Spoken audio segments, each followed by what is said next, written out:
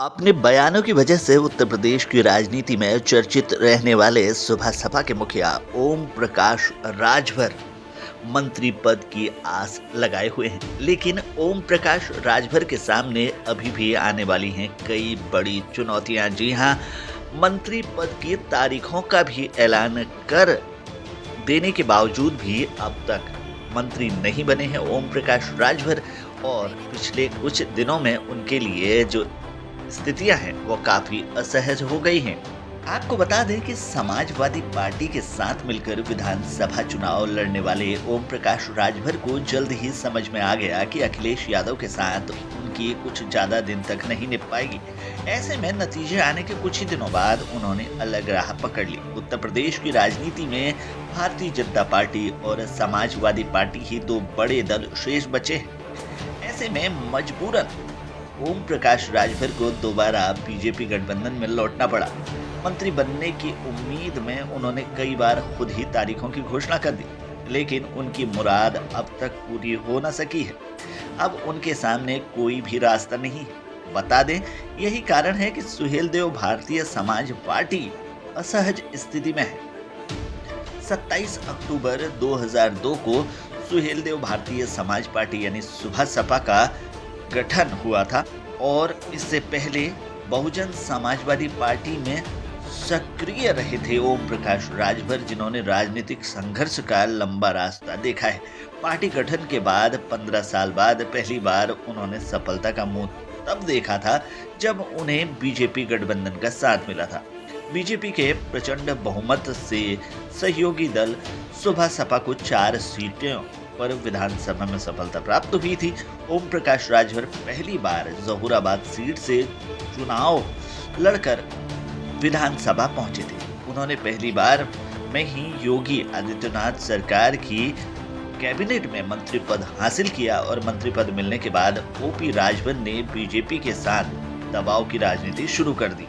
वो किसी न किसी रूप में अपने बेटे को समायोजन चाहते थे। दबाव बनाने के लिए राजभर ने सार्वजनिक रूप से बीजेपी विरोधी बयान देने शुरू कर दिए।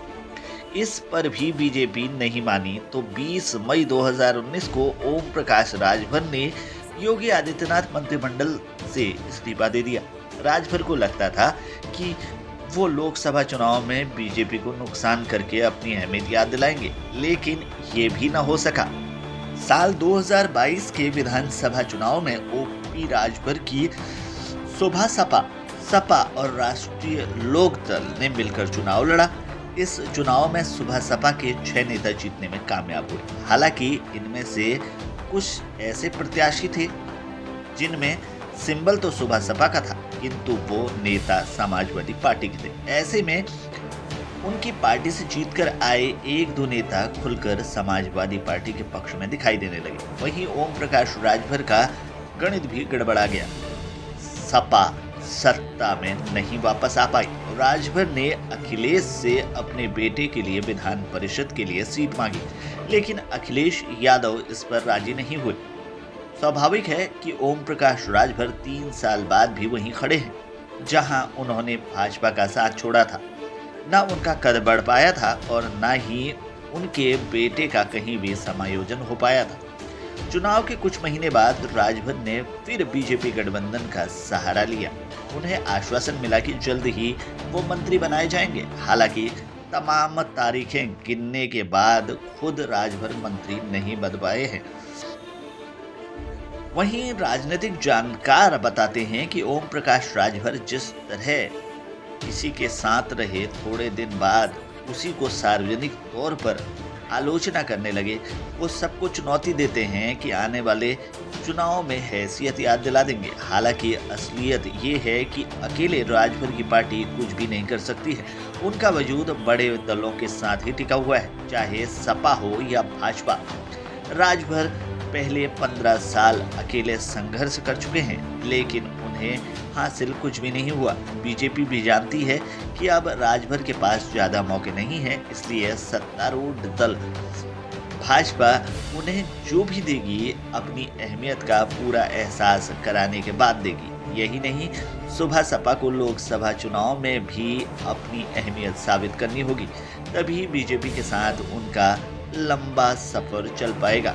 ये बात बीजेपी के शीर्ष नेतृत्व ने उन्हें बताया भी दी है। इसलिए ओम प्रकाश राजभर के लिए अब आगे का रास्ता काफी चुनौतियों भरा है। तो ओम प्रकाश राजभर जो है वो काफी चुनौतियों भरा समय देख रहे हैं इस वक्त, और आने वाले दिनों में और भी चुनौतियों का सामना उन्हें करना पड़ सकता है। फिलहाल के लिए इस खबर में इतना ही। बाकी खबरों के लिए बने रहिए हमारे साथ, देखते रहिए हमारे चैनल को, क्योंकि यहाँ मिलेंगी आपको तमाम बड़ी खबरें।